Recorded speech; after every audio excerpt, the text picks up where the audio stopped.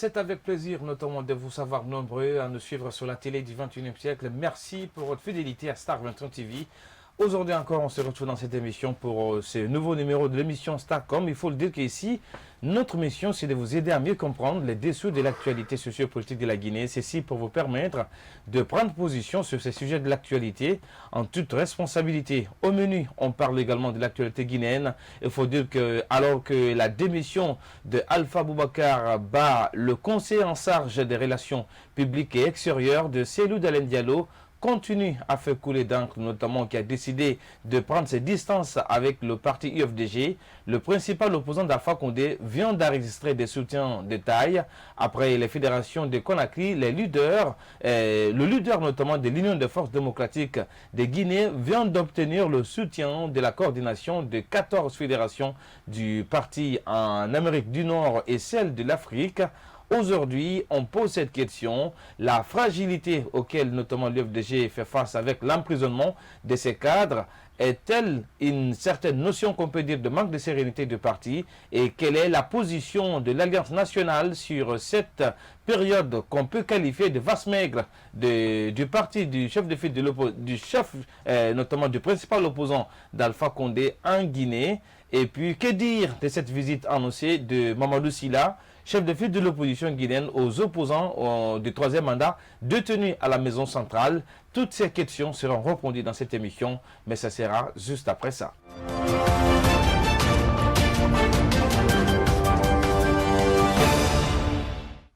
Et une fois encore, merci de nous choisir et également merci de nous renouveler votre considération et fidélité à Star 21 TV, à cette émission Starcom. Aujourd'hui, comme invité dans l'émission Starcom, avec moi sur ce plateau, Monsieur Jacques Bonemi, président du parti Union pour le progrès de la Guinée, par ailleurs membre de l'Alliance nationale pour l'alternance démocratique en Guinée, qui a soutenu la candidature de Cellou Dalein Diallo à l'élection présidentielle du 12 octobre dernier. Monsieur Bonemi, tout le plaisir est pour moi de vous avoir dans cette émission. Merci de reprendre notre invitation. Donc. Oui, merci à vous aussi. Alors, on va commencer cette émission par ce slogan, troisième mandat, qui quand même connaît assez de chantiers, notamment les chantiers concernant les routes. Il y a une route d'ailleurs qu'on qualifie la route du troisième mandat. Ça part notamment de Koya jusqu'à Dabola. Aujourd'hui, quand même, qui est dans une situation inquiétante parce que les travaux semblent être à l'arrêt. Vous avez fait un tour de ce côté. Quel est le constat qu'on peut se faire notamment sur cette route qualifiée du troisième mandat? Voilà, en fait, il faut faire un voyage sur cette route pour voir le danger qui guette les populations riveraines et les populations guinéennes. Moi, je suis allé à Cancan le mois dernier et mon jour de départ a coïncidé à l'accident de la remorque qui avait bloqué la route. Ça a fait un embouteillage monstre là-bas. Dans mon convoi aussi, entre Mamou Dabola, il y a la voiture qui allait avec nous qui a fait un accident parce qu'il a rencontré brusquement un trou. En essayant de l'éviter, la voiture s'est renversée. Le premier constat, c'est que les Chinois ont rasé toute la route de Koya jusqu'à Mamou précisément. Et Dabola, c'est les ponts par endroit, bien sûr, sur les ponts de franchissement. Ce que nous constatons, c'est que avec ce rasement de tout le goudron qui était là, c'est la poussière énorme, c'est des tonnages de poussière qui montent dans notre ciel, parce que la route n'est pas... les travaux ne se poursuivent pas maintenant là. Et là où vous trouvez les Chinois, c'est ce petit endroit qui est arrosé. Donc les populations riveraines, aucune norme. Moi j'aurais compris qu'on prenne des étapes de 15 à 20 km, travailler avant de passer à une autre, mais raser toute la route sur près de 300 km, et après, je n'ai jamais vu ça. Et aujourd'hui j'apprends que c'est abandonné. Le deuxième constat, on nous a toujours fait comprendre que nous aurons une route de 2x2. Ah oui. Mais les ponts de franchissement que j'ai vus en construction, c'est une route d'une voie sur une. Ça veut dire que je ne sais pas qu'est-ce qui est arrivé au projet, mais ce qui était annoncé au départ, ce n'est pas ce que nous trouvons sur le terrain. plus grave, cette poussière qui monte dans notre ciel. On a vu quand même, à Conakry, il fait un temps, il y avait un problème de météo. Oui. Au niveau de l'aéroport international de Conakry, on nous a expliqué les spécialistes, des phénomènes caniculaires, tout ça. J'ai suivi Mais le vous directeur. Pensez que ce sont les poussières? J'ai suivi le directeur de la météo sur une radio de la place. Qui a fait des acrobaties. Qui m'a dit que c'est de la poussière qui venait du Sahel. Ouais. Non, moi j'ai fait le Sahel, j'ai observé les élections en Mauritanie, en Algérie, au Tchad. Je sais la poussière qui monte là, c'est le sable mouvant. Ouais. Mais cette poussière noire qui empêche même les avions de circuler vient du tronçon de Kindia, de Koya à Mamou. Parce que quand vous traversez cette route, c'est des tonnages de poussière qui montent dans le ciel. Ouais. Il n'y a aucun suivi dans les travaux. Je ne sais pas s'il y a une société de contrôle pour qu'on limite les Chinois dans leur avancée fulgurante qui ne permet pas aux populations riveraines de respirer. C'est de la poussière énorme qui monte sur cette route. Les premiers qui passent ont de la visibilité, mais les seconds, il faut attendre que il faut attendre que la poussière descende ou se dégage pour pouvoir continuer son chemin. Donc, c'est une sonnette d'alarme. Si des précautions ne sont pas maintenant prises, la Conakry va être coupée de l'intérieur. Et surtout que cette poussière, avec largement, les pluies abondantes que nous connaissons en Guinée, qui s'annonce d'ailleurs, va se transformer en boue et les véhicules ne pourront pas passer. Les deux grandes collines entre Koya et Kindia, entre Kindia et Mamou, sont totalement déblayées. Le goudron dégagé et c'est la poussière énorme qui est là. Ces deux collines ne pourront pas être grimpées par les véhicules. Voilà, c'est qu'on pouvait notamment c'est tout qualifié notamment comme étant la route du troisième mandat qui semble être en souffrance et qui a beaucoup d'impact sur les populations, notamment riveraines, pourquoi pas ceux de la Guinée, parce qu'on a vu les conditions météorologiques qui étaient un peu catastrophiques dans ces derniers temps. Alors on va parler notamment de cette autre actualité, Monsieur le Président, notamment de ce décès, pas des moindres, notamment de Djibril Tamsir Niane. Le monde de la culture, pour quand même, notamment africaine, aujourd'hui semble être plongé dans un deuil. Vous, comment est-ce que vous avez appris cette disparition tragique et qu'est-ce que ça vous a dit comme c'est passé que vous retenez de l'homme en termes notamment de même d'apport par rapport à cette... Oui, c'est une perte énorme pour la Guinée, pour l'Afrique et pour le monde entier parce que moi, au lycée, déjà, je connaissais les œuvres du monsieur sans l'avoir vu. Oui, sans l'avoir vu. Je suis venu, j'ai fait les sciences sociales à Conakry. L'épopée du Mandingue avec Je ne l'avais pas connu. C'est quand j'étais maintenant enseignant que j'ai connu monsieur Djibril Tamsir Niane. C'est une haute personnalité du monde scientifique qui est décédé. Et je voudrais profiter de l'occasion pour adresser mes condoléances les plus attristées à la famille biologique, à la famille scientifique guinéenne et à celle de l'Afrique et du monde. Parce que Djibril Tamsir n'était pas que guinéen, il était africain et il était un scientifique mondial dans le cadre de l'histoire. Alors, vous dites quand même qu'on parle notamment de Covid-19 parce qu'il a été victime de coronavirus. Maintenant, il y a l'autre aspect de cette disparition. Il faut rappeler quand même qu'on a perdu assez d'icônes avec cette pandémie, notamment Mori Kanté et autres.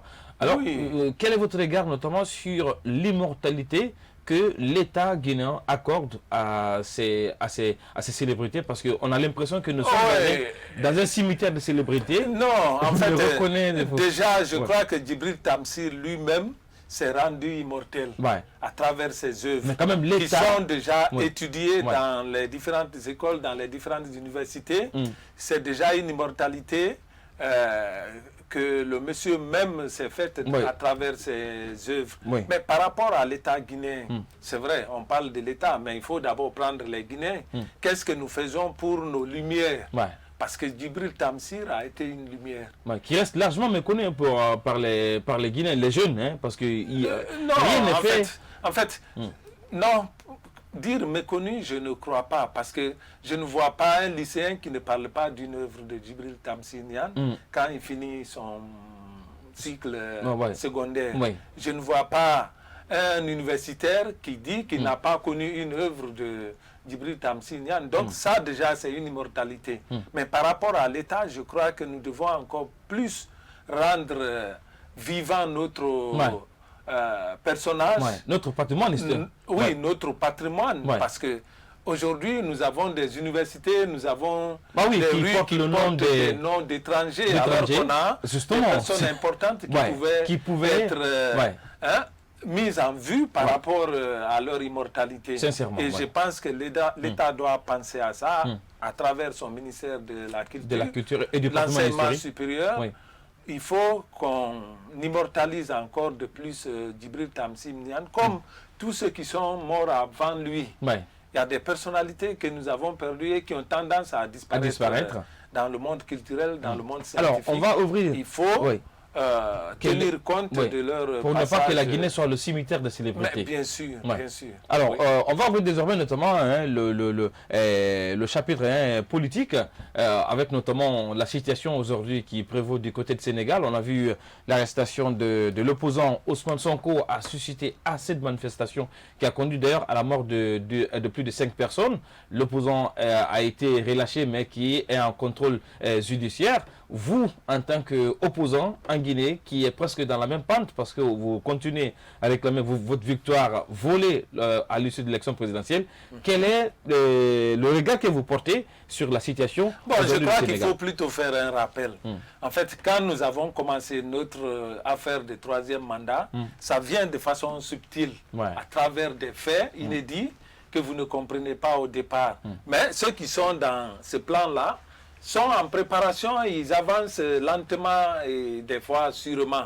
Et ce qui arrive au Sénégal ressemble effectivement à ça, où on a, dès le départ du mandat de Macky Sall, mis en prison Karim Wade, et on l'a exilé par la suite. Qui était le principal challenger là. Voilà, et par la suite, on a vu Khalifa Sall aussi. En fait, ça donne l'impression que tous ceux qui peuvent être des candidats sérieux plus tard sont menacés, et on passe subtilement par la justice, par des corrompus de la justice pour mettre en cause ces avancées fulgurantes de ces personnes. Ces possibilités d'opposition. Voilà.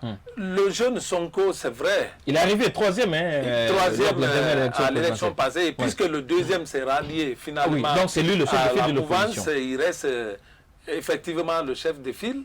Et aujourd'hui, les actions qui sont entreprises contre ces messieurs, c'est comme si on voulait l'empêcher pour être candidat à la prochaine élection. Moi, je crois que l'Afrique doit cesser ça. Surtout, quelqu'un qui est à son 2e mandat doit plutôt penser à la fin de ce mandat-là, comment faire pour résoudre les problèmes du pays et mettre à l'aise les populations qui ont opté pour son choix. Il y a un aspect sur lequel je voudrais avoir votre avis, parce qu'on a vu avec l'arrestation de Sonko, la jeunesse sénégalaise notamment, ou même le peuple sénégalais s'est largement mobilisé, et après, le président Macky Sall était obligé de lâcher de l'Est. Mais pour le cas de la Guinée, vous avez, vos camarades de lutte sont détenus depuis des mois. Est-ce qu'on peut dire une faiblesse de l'opposition guinéenne en termes de notions stratégiques, ou bien c'est parce que le peuple sénégalais, comparativement au peuple guinéen, n'est pas passif face notamment à un certain nombre de... les deux contextes sont différents. Par rapport au Sénégal, les manifestations sont autorisées. Non, malgré... Vous aussi, les manifestations étaient autorisées. Écoutez-moi, je parle de deux contextes différents. C'est vrai que les moments diffèrent. Pendant que Karim Wade est en train, plutôt Macky Sall est en train de chercher à peut-être mettre un barrage devant les politiciens qui évoluent, le peuple se rend compte et subitement sent que c'est un danger qui est en train de guetter leur démocratie. Donc ce soulèvement populaire est une action à saluer, parce qu'il ne faut pas compromettre une démocratie qui est en train vraiment d'avancer et de naître. En prenant le cas guinéen, c'est vrai qu'il y a eu des soulèvements. Le FNDC a fait des manifestations monstres. Des façades, mais en réalité, ça n'a rien produit comme effet. Ça n'a rien appris comme impact sur la demande de Fakonde. C'est pourquoi j'ai dit que les contextes ne sont pas les mêmes. Vous avez une république qui a été totalement militarisée. Vous avez vu ce qui s'est passé après les élections. Et vous avez combien de fois une situation où la vie humaine presque ne compte pas. Combien de personnes ont été tuées? Combien sont morts dans ces manifestations? Plus de 400 quelqu'un. Oui, beaucoup de personnes. Donc, la stratégie actuelle de l'ANAD en relation avec l'UFDG, c'est d'aller sur d'autres fronts avec d'autres stratégies. Je crois qu'ils sont en train de faire... On va revenir largement. Ces stratégies font qu'aujourd'hui, le gouvernement a beaucoup de difficultés parce qu'ils avaient préparé on reviendra largement notamment sur l'ANAD et l'UFDG dans la deuxième partie de l'émission. Alors, on va parler notamment, on reste tous notamment en Afrique.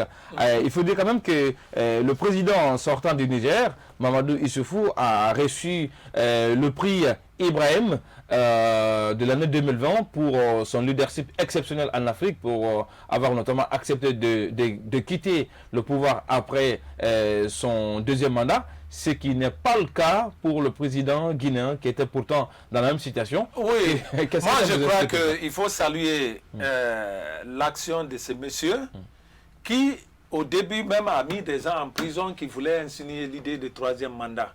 C'est déjà un acquis. Malgré les méthodes d'organisation des élections qui ne sont pas tout à fait roses, parce que vous voyez, après son premier mandat, son principal challenger a fait la campagne en prison. Il a été condamné de telle sorte qu'il n'est pas candidat. Et c'est son candidat presque qui a été élu comme président de l'élection. Oui, ou non. Là, je crois que l'alternance reste toujours là. Justement. Ça concerne bien sûr la personne qui est devant. C'est ce qui différencie le Niger de la Guinée. Quelle que soit la méthode d'organisation de ces élections, quelles que soient les contestations, il est parvenu la personne a tenu sa parole. Et il a obéi à la loi devant laquelle il a prêté serment. Moi, je crois que c'est important. Il mérite aujourd'hui ce prix à cause du fait qu'il a été vraiment un homme de parole. Maintenant, par rapport à l'élection, il faut qu'on continue à travailler pour que les élections en Afrique soient des élections où les électeurs ont confiance que leurs voix vont être prises en compte. Malheureusement, ce n'est pas ce qui arrive. De telle sorte que celui qui est au pouvoir a toutes les facilités, toutes les possibilités de mettre son homme et autres. Donc, je pense que le travail doit être fait dans ce sens.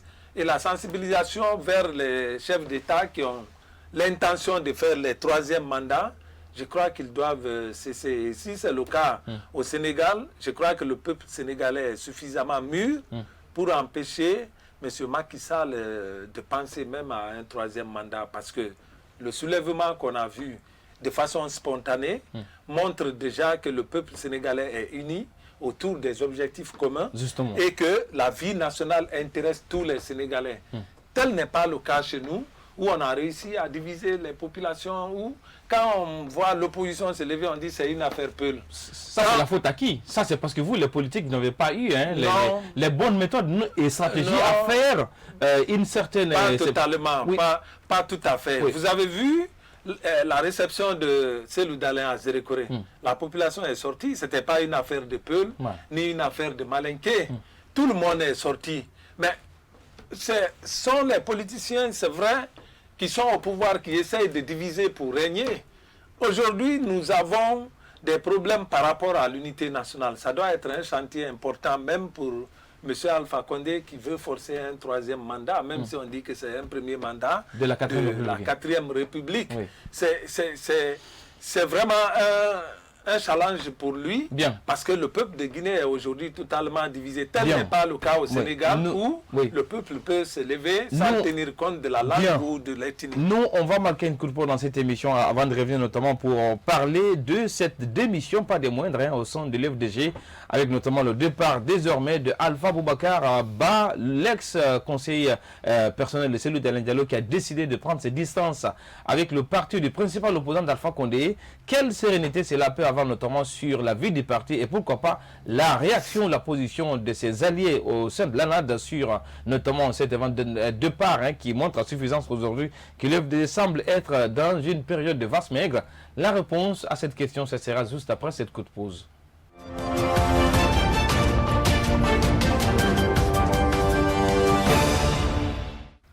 De retour dans cette émission Starcom pour cette deuxième partie de l'émission qui va être consacrée essentiellement sur l'UFDG, le parti du principal opposant d'Alpha Condé, qui vient d'être infligé par la perte, notamment par le départ, j'allais dire, d'un des proches collaborateurs, notamment Alpha Boubacar Ba, qui était le conseiller personnel du président du UFDG. Alors, Monsieur le Président, il faut dire quand même qu'aujourd'hui, l'UFDG, en plus de l'emprisonnement de ses cadres, il y a également ce départ, pas des moindres, qui met aujourd'hui en exergue une certaine fragilité du parti de Cellou Dalein Diallo. Alors vous, en tant qu'allié, comment est-ce que vous avez, quelle interprétation donnez-vous notamment à ces départs qui pour vos détracteurs notamment, c'est une sorte de manque de sérénité qui règne aujourd'hui au sein du candidat que vous avez soutenu lors de l'élection présidentielle? Je crois que ce n'est pas la première démission à l'UFDG. Mais quand même, ça ne sera pas non plus le conseiller personnel de Cellou Dalein Diallo qui prend ses distances. Nos partis ont aussi des démissions et même des dissidences. En fait, un parti politique ressemble à un bateau qui navigue. Ouais. À chaque quai, il y a des gens qui débarquent et il y a des gens qui continuent le voyage ou certains même qui s'embarquent à bord. Le départ est toujours regrettable parce que quand vous avez travaillé avec une personne pendant des années... Aussi proche. Voilà, aussi proche. Parce qu'il était dans les intimités de Cellou Dalein Diallo, il faut le dire aussi. Bien sûr, son départ pose toujours des problèmes. Mais c'est lié à la vie des partis. Celui qui part a toujours un remplaçant. Donc, il ne faut pas que ça soit aussi... Non, mais quand même, c'est inquiétant. Alarmiste. Non, mais c'est inquiétant, M. Bonimi. Il ne faut pas prendre ça à la légère. On sait je ne prends pas à la légère. C'est pourquoi j'ai dit qu'un départ est toujours regrettable. Le moment aussi est... Vous avez vu le contexte dans lequel c'est intervenu. Déjà, s'il vous plaît, au moment où il part, il y a d'autres qui viennent. Donc, moi, je crois que aujourd'hui, le contexte guinéen est fait de telle sorte que tout le monde veut aller à la mouvance pour avoir une promotion, pour obtenir un poste. Pas seulement les militants ou les responsables, mais certains leaders même sont dans ce mouvement aujourd'hui. Donc il ne faut pas que ça vous étonne. Les départs et les arrivées sont toujours possibles dans les partis. À partir du moment où on a fini une élection, certains pensent qu'ils ont 6 ans à faire sans emploi, sans quelque chose. Ils vont se trouver une place, ils vont chercher à aller quelque part. Chercher à être table. Ce n'est pas la fin du monde pour un parti. Alors, voilà, justement parce que la partie là est consacrée essentiellement sur l'ANAD, parce que vous avez soutenu la candidature de Cellou Dalein Diallo lors de l'élection présidentielle. Avec le recul, est-ce qu'aujourd'hui, vous n'êtes pas dans l'utopie en termes d'exigence, de restauration de la victoire de Cellou Dalein Diallo, vu que même la sphère politique ne vous permet pas d'exister. Cellou Dalein Diallo a son siège qui est fermé, l'OKG, des cadres de l'ANAD sont arrêtés. Est-ce qu'aujourd'hui, on peut dire que l'ANAD n'est pas dans une sorte de rêve? Bon, fermer le siège de l'UFDG, fermer ses bureaux, c'est une dérive démocratique. Ça veut dire que notre pays est en train de prendre un recul réellement par rapport à la démocratie. On empêche le parti de mener ses activités régulières et ses activités régaliennes. Parce qu'il n'y a plus de réunion du bureau politique au siège du parti, il n'y a pas de meeting, il n'y a pas... C'est un peu compliqué comme ça. Moi, je pense que notre démocratie, après 10 ans, depuis 2010, ou 11 ans même, on doit être en mesure aujourd'hui de nous mettre au-dessus de ça et laisser les partis évoluer. C'est vrai qu'aujourd'hui, on pense que l'UFDG a perdu. Non, ce n'est pas une perte. Le combat continue. La lutte démocratique n'est pas pour un fait, n'est pas pour un jour, mais c'est une lutte permanente. Alors, accepter de tourner la page de la présidentielle définitivement? Non, on ne peut pas tourner parce que la question n'est pas réglée. C'est là un peu l'utopie pour certains, parce qu'on estime que c'est... C'est pas une utopie, c'est pas une utopie. Oui. En fait, dans quel pays vous voyez le président de la République lui-même sortir maintenant pour passer de bureau en bureau, où on demande aux impôts, à la douane, de doubler les recettes?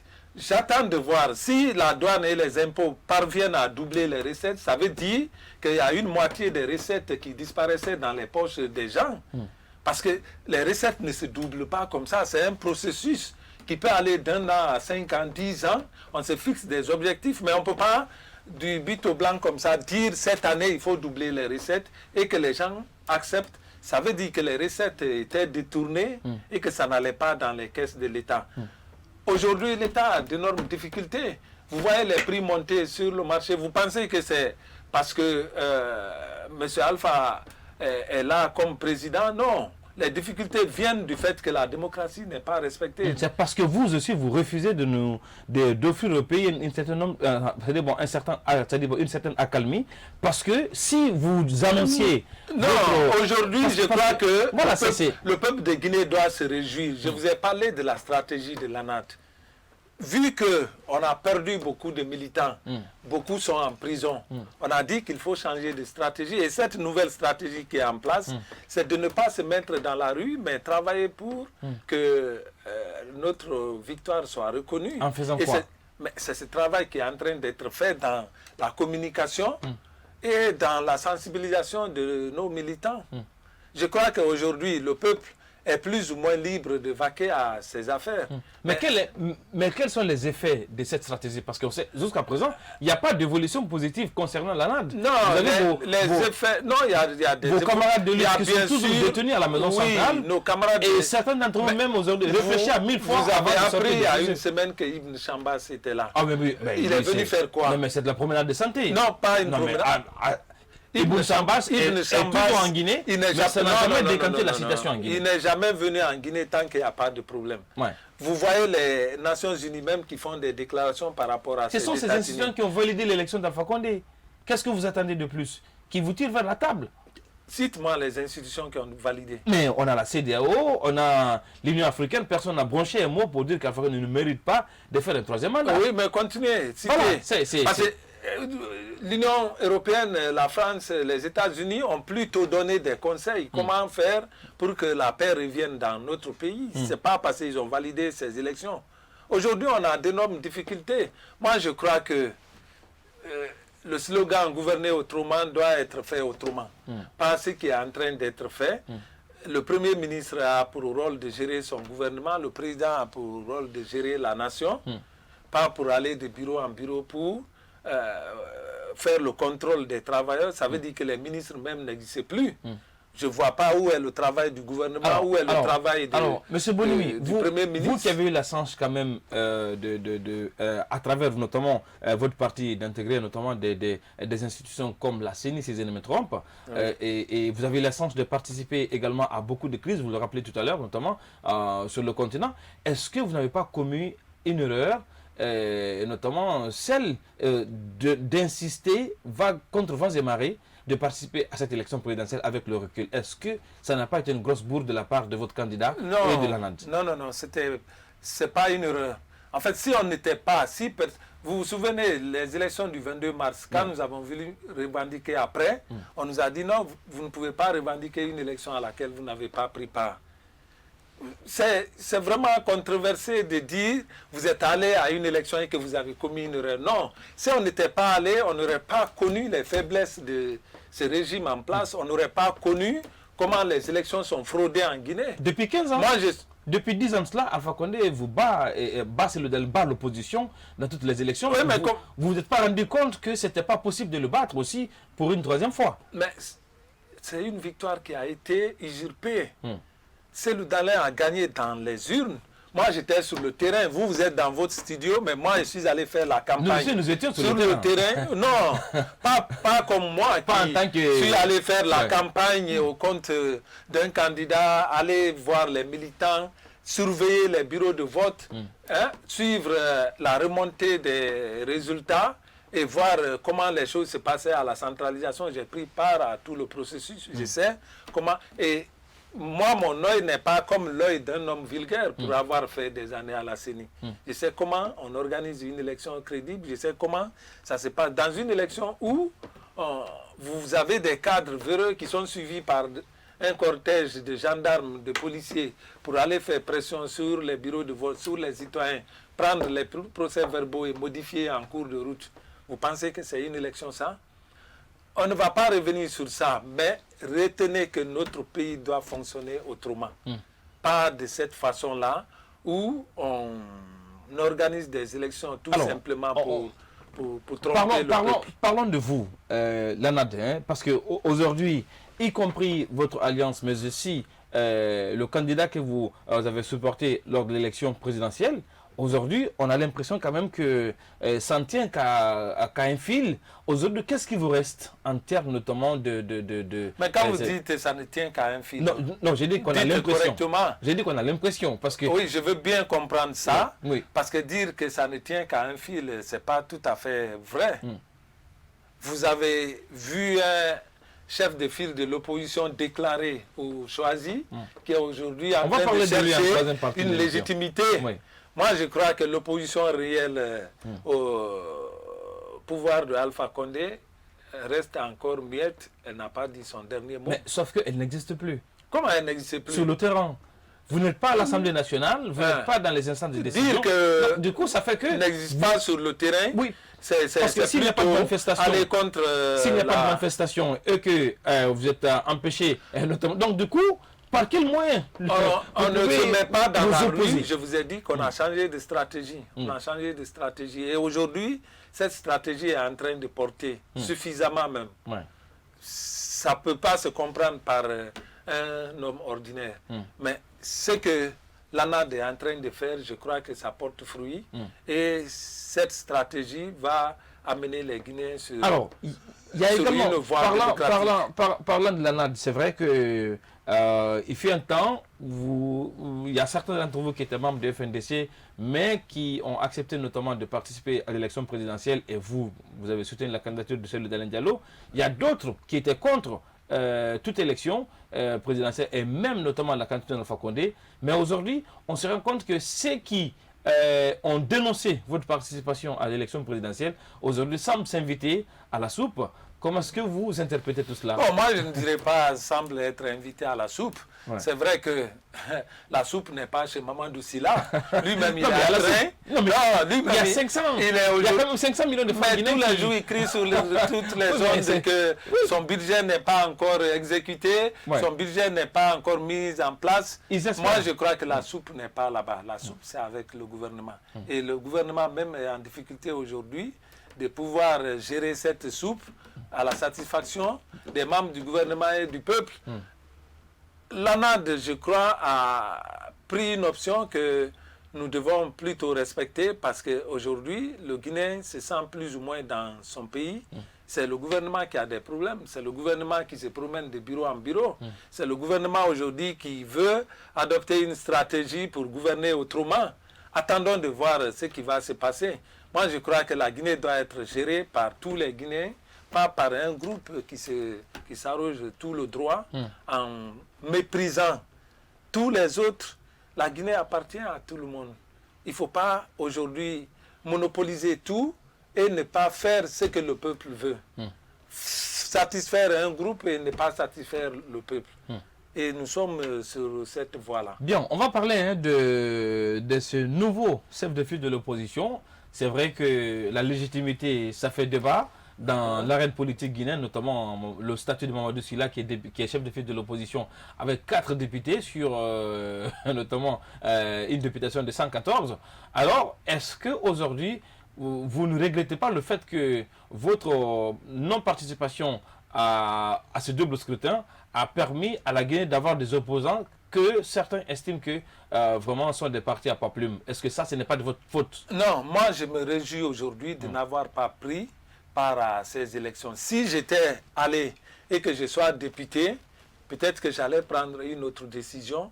À partir du moment où les élections ont été maillées de violence, il y a eu des fausses communes à Zérékoré chez moi.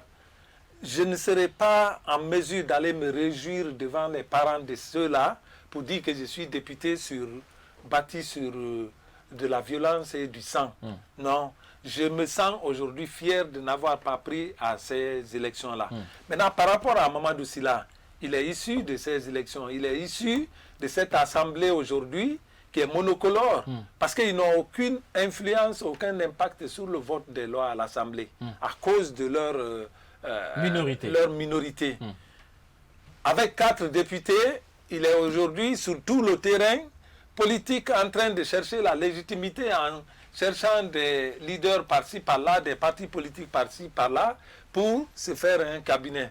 Mais ça ne se construit pas sur du sable mouvant. Ça se construit sur la base d'un électorat qu'on a, ça se construit sur la base d'une confiance populaire, ainsi de suite. Mamadou Sylla, il est où? Il existe. Non, il existe, mais où? Il a été même reçu par Alpha Condé, c'est qu'il existe. Ça quand même.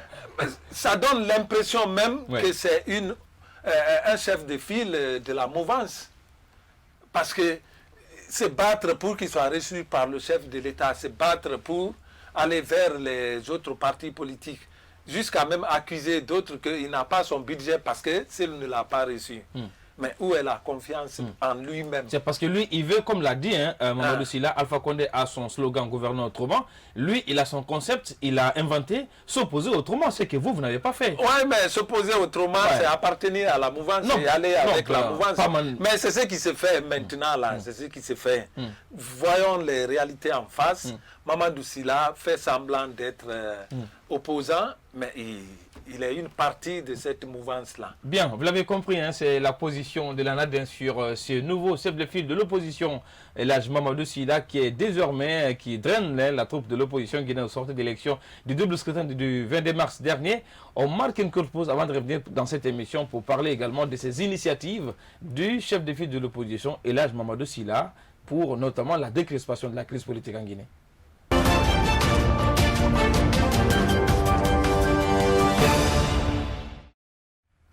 De retour dans cette émission Starcom avec mon invité du jour, M.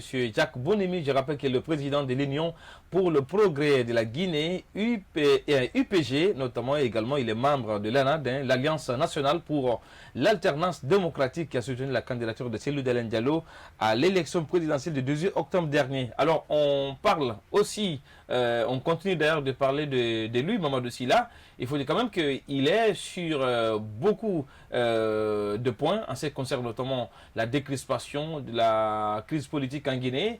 Et sur ce point, il a entamé des rencontres avec beaucoup de personnalités. Dans le dernier cas, c'était avec le chef de l'État.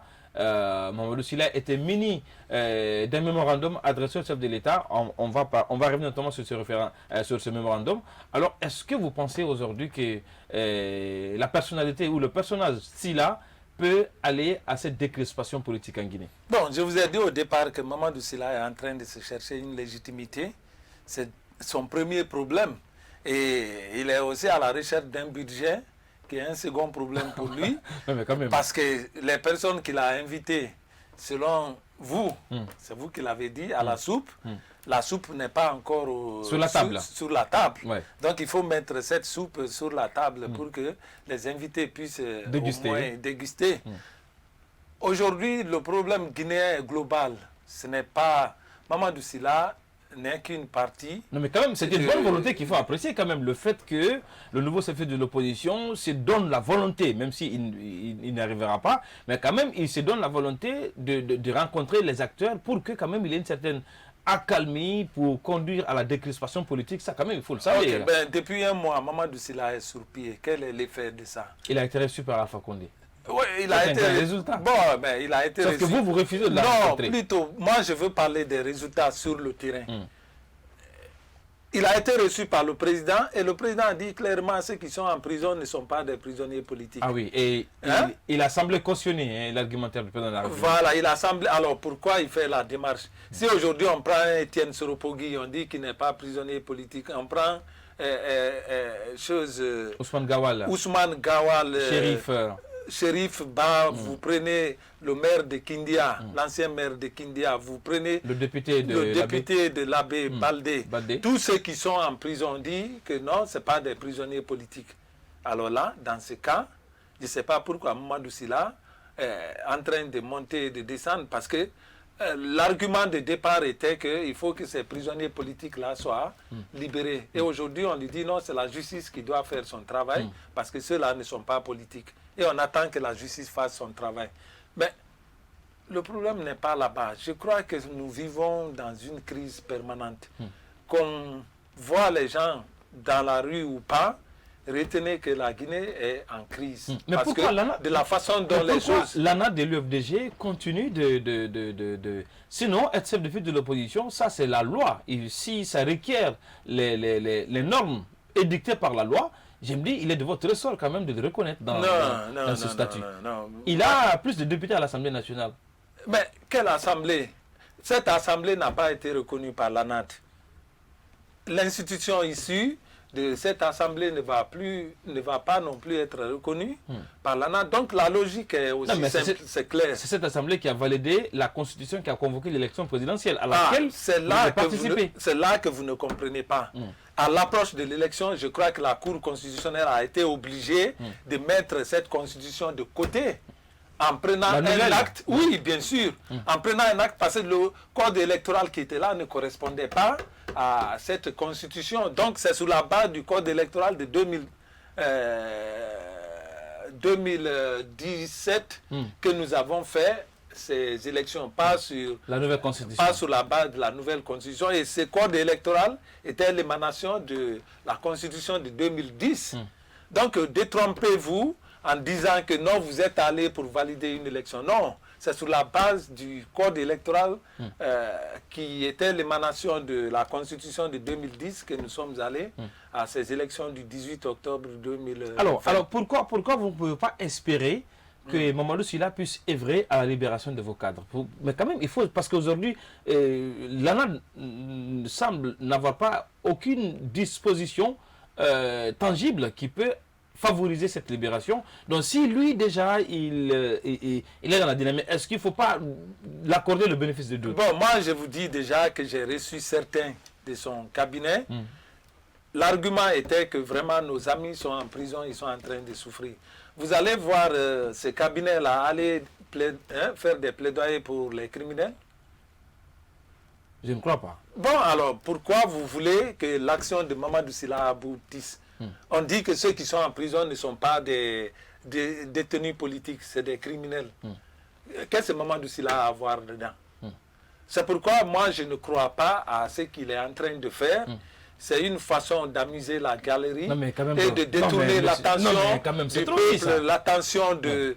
Non, c'est excessif. Moi, personnellement, je ne crois pas à l'aboutissement heureux de cette démarche-là. Parce que ceux auprès de qui il est en train de faire la démarche ne sont pas sur la même longueur d'onde. Alors, on va parler de votre parti. Il faut dire quand même que, comme certains partis de la Guinée, il y a une certaine opération de décapitation des formations politiques qui ne semblent pas être dans la dynamique du troisième mandat. Et selon nos informations, vous êtes sur la liste des partis ciblés. Et ça devrait se matérialiser à l'occasion de notamment de la commémoration de la disparition de votre feu président. Mais je ne sais pas qu'est-ce qui est passé. Alors dites-nous réellement. Ça ne doit pas être une surprise pour quelqu'un. Maître Alfred Matos, qui est un grand frère que je respecte, a plusieurs fois cédé vraiment qu'il ne parlera plus de cette affaire de parti. Mais nous avons été surpris à l'approche des législatives de faire une sortie, à l'approche de la présidentielle, conduire les élus locaux de Grand Conakry, c'est-à-dire Conakry et environ, pour aller voir le Premier ministre et porter allégeance au troisième mandat. Et à l'occasion du 5e anniversaire de Feu Jean-Marie Doré, annoncer qu'il aura un congrès de consensus et il envoie des lettres d'invitation. Je crois que Matos est un juriste. Il doit connaître la portée et la gravité de ce qu'il est en train de faire. Vous avez aujourd'hui un président à l'UPG qui a la légitimité au niveau des structures du parti, qui est reconnu par l'administration du territoire. Et toi, tu te permets de signer une lettre en tant que président de l'UPG. Je crois que... Qu'est-ce que ça vous inspire tout cela? Qu'est-ce que ça vous inspire tout cela? Je pense que aujourd'hui la vie guinéenne est faite de telle sorte que l'opportunisme l'emporte sur la vérité, sur la dignité des individus. Parce que l'approche où l'événement correspondait à la mise en place du gouvernement, il fallait faire des activités pour montrer qu'on a la maîtrise, mais un monsieur comme Jean-Marie, le 5e anniversaire, on veut fêter et on a moins de 15 personnes dans la salle. Comment vous voyez ça?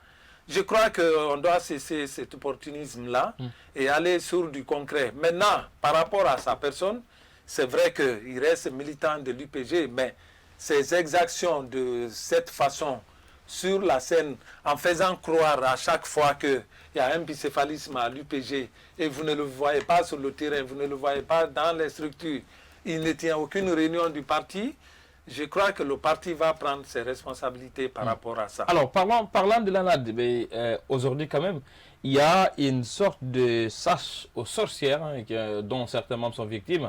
Je rappelle, certains aujourd'hui pour se promener, réfléchir à 1000 fois.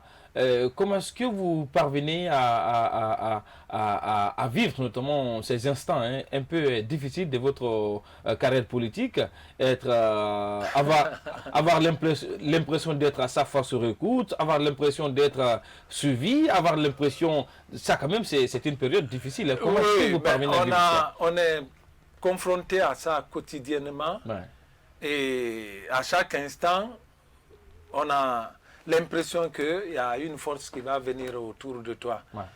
Jusqu'à ce que les membres du gouvernement parlent, par exemple, de moi dans une émission politique, sur des faits qu'on a dépassés il y a longtemps. Et vous avez vu le rapport qui est sorti tout dernièrement, fait par le gouvernement, où nous sommes tous cités là-dedans. Moi, je crois que nous devons dépasser ça. Aujourd'hui, la liberté d'expression... Comment est-ce que vous traversez cette période? Non, c'est une période difficile pour chacun. Moralement, pas seulement pour les leaders politiques, mais pour tous les Guinéens. Non, mais particulièrement vous, parce que vous êtes ciblé, vous avez votre nom sur des rapports. Nous avons opté pour ça. Nous avons opté pour ça. En décidant d'être leader, vous savez que vous aurez des obstacles. Vous avez peur d'être au palais luxueux de la maison centrale? Vous aussi? Parce qu'il paraît qu'il y a... Non, toute personne a peur d'aller en prison. Mais si tu as opté d'affronter des situations de ce genre, tu ne peux pas toujours espérer être dans le luxe comme tu vis quotidiennement. Donc, c'est pourquoi nous disons que la Guinée doit être au-dessus de ça. Il faut que les émotions descendent en bas plutôt des programmes de société, des réalités politiques, et que la Guinée soit libre. Il n'y a pas que les leaders politiques aujourd'hui qui sont en train de souffrir de cette situation. Vous voyez déjà même les militants du RPG. Ah oui, avec ces opérations de déguerpissement, c'est... Non, pas les opérations de déguerpissement, mais le mouvement qui a eu lieu au siège du parti. Les frustrés. Les frustrés se cachent. Donc le problème n'est pas que dans le camp de l'opposition, mais même dans le camp de la mouvance. La chasse aux sorcières, elle est transversale, elle est partout. Les gens sont en train de se cacher, de fuir. Le porte-parole de ce mouvement, j'ai suivi une de ses émissions où il émettait des réserves par rapport à sa sécurité. Par rapport à la vie qu'il est en train de mener. C'est pas normal. Donc, je pense que le pays doit avoir la liberté de s'exprimer. Bien sûr, nous devons aller au-delà de ça, aider notre pays à sortir de cette situation. Alors, nous... de jour en jour, on vit dans la crainte, on vit dans l'insécurité, où on pense que vraiment telle ou telle chose vont arriver d'un moment à l'autre. Je crois que nous devons être au-delà de ça. Alors, cette question de clôture, c'est par rapport à l'opposition guinéenne. Il faut dire quand même qu'aujourd'hui, il y a cette grosse question qui se pose. Quel avenir pour l'opposition guinéenne en termes de combat pour l'alternance, selon vous? Parce qu'avec ce qui se passe aujourd'hui, vous avez au moins 3 catégories d'opposition. L'opposition qui s'estime être notamment la vraie opposition, qui est vous, qui n'est pas dans aucune instance de qui n'est pas l'Assemblée nationale et autres. Il y a également une autre opposition que vous... Bon, je commence par l'UPG, mon parti. En fait, on a fait croire que l'UPG a accompagné le RPG en 2010, en 2015. Jean-Marie même est revenu malade de la campagne et autres. Mais l'UPG est toujours resté à l'opposition parce que l'UPG n'a bénéficié aucun poste de ministre, aucun poste de gouverneur, de préfet, de directeur de service, ceci, cela. Mais vous ne pouvez pas être, on dit, vous êtes ami à la mouvance, vous êtes ami à M. Alpha Condé et vous n'avez bénéficié d'aucun avantage de ce pouvoir-là. Donc l'UPG a toujours été de l'opposition. Et c'est quand, en 2016, nos structures sont arrivées au 4e congrès, qu'elles ont dit non, nous préférons être avec l'opposition parce qu'on a des difficultés avec le RPG, même pour la désignation des représentants à la CENI ou la collaboration pour les élections en question. Donc, nos structures ont préféré vraiment qu'on se déclare totalement de l'opposition. Ce n'est pas pour rien que nous nous sommes déclarés dans ce sens. C'est depuis la base du parti. Donc, moi, j'ai de l'espoir que ça va aller, parce que c'est un système qui est en place. On a l'impression quand même que la promesse d'Alpha Condé semble se matérialiser. Il a dit quand même que d'ici 2020 ou 2021, qu'il n'y aura plus d'opposition. Qu'il n'aura plus de... Bon, dans ce cas, il cesse d'être démocrate. Et aujourd'hui, on dans ce cas, si il cesse d'être démocrate. C'est pourquoi je vous dis que c'est le système en place qui est en train de museler l'opposition. Mais chaque système a un temps et une fin. Donc moi j'ai de l'espoir que la Guinée va être démocratique et que les partis vont avoir la liberté de jouir pleinement de leurs droits. Et que l'opposition pourra se reconstruire, c'est possible de penser à cela, l'opposition. Forcément. Même la question du dialogue aujourd'hui, vous êtes divisé. Tout dépendra du système. Vous avez des cas, ceux qui sont d'accord à dialoguer. Tout dépendra du système qui sera en place et qui voudra que la Guinée soit un pays démocratique. Tout dépendra de vous également. Parce que bien sûr, ça peut être moi comme ça peut être quelqu'un d'autre. Aujourd'hui, même sur la question du dialogue, il y a une véritable division. Il y a des gens qui sont notamment l'UFR de Sidi Touré et d'autres qui sont d'accord à un dialogue national. Mais vous, par exemple, vous dites qu'il n'est pas question de dialoguer. Non, en fait, aucun Guinéen ne refuse le dialogue. C'est parce que les dialogues n'ont jamais été des dialogues sincères en Guinée. Nous voulons effectivement un dialogue sincère où on pourra appliquer les résolutions de ce dialogue. Mais aller faire du semblant pour faire un dialogue, après on met les papiers dans les tiroirs et on agit comme on veut, si c'est comme ça, il faut faire les dialogues et vivre comme ça tout le temps, c'est pas la peine. Vous voyez les communales de 2018, ça devait aboutir à la mise en place des conseils régionaux et ça a été foulé aux pieds. Où sont les quartiers aujourd'hui? C'est toujours les mêmes personnes nommées par l'administration qui font allégeance au pouvoir en place et qui sont là. Ça ne dépend pas des populations, du choix des populations. C'est des personnes qui sont nommées. Bien. Donc, je pense que la démocratie viendra et il faut avoir de l'espoir. Bien. On va terminer cette émission par une opportunité de message qu'on va vous offrir, vous adresser à vos millions de militants de l'ANAD qui, certains, semblent désormais être déçus, d'autres continuent de garder de l'espoir. Quel est le message que vous avez adressé à ces millions de militants qui nous suivent aujourd'hui à travers la télé du XXIe siècle? On vous offre une minute et vous avez la caméra. Oui, aux militants de l'UPG d'abord, qui est mon parti. La charité Benoît. Voilà, je leur dis de prendre courage et de s'engager parce que la vie appartient à ceux qui luttent. L'avenir appartient à ceux qui sont sur le champ de combat. Et nous avons commencé ce combat-là depuis la création des partis. C'est vrai qu'en 2010, il y a eu une passation. On a pensé aller avec un parti, mais qui ne nous a jamais regardé. L'espoir est permis. Il faut continuer la lutte. Notre temps viendra. Par rapport à l'ANAD, je crois que le même message est valable parce que nous nous sommes battus effectivement pour élire notre candidat et par des méthodes, on a réussi à usurper cette victoire-là. Je crois que l'espoir est toujours permis. Le combat continue, il faut espérer et la vie est faite d'espoir parce que les chanteurs disent que le second nom de Dieu c'est le temps. Oui, c'est le temps, oui. Voilà, c'est le temps, il faut donner le temps au temps. Il faut donner le temps au temps pour que le temps fasse son temps et ça finira par le temps. Voilà, tout finit par le temps.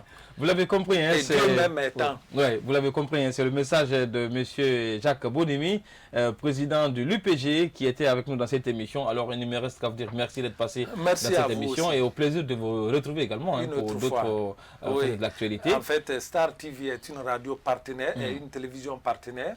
Et nous vous félicitons pour ce que vous êtes en train de faire parce que des studios comme ça, ce n'est pas donné à tout le monde. Merci. Améliorer encore pour que votre télévision soit plus présentielle que des émissions en différé. Merci. Ça va nous aider à avoir encore et chercher à occuper le terrain. Mais je pense que c'est la formule pour vous, ceux qui sont membres de l'ANAS, c'est la formule la plus appropriée pour vous recevoir parce que quand c'est direct, ça risque de se terminer par... on ne peut pas avoir des pick-up ça va changer. devant notre télé ici. Il faut espérer.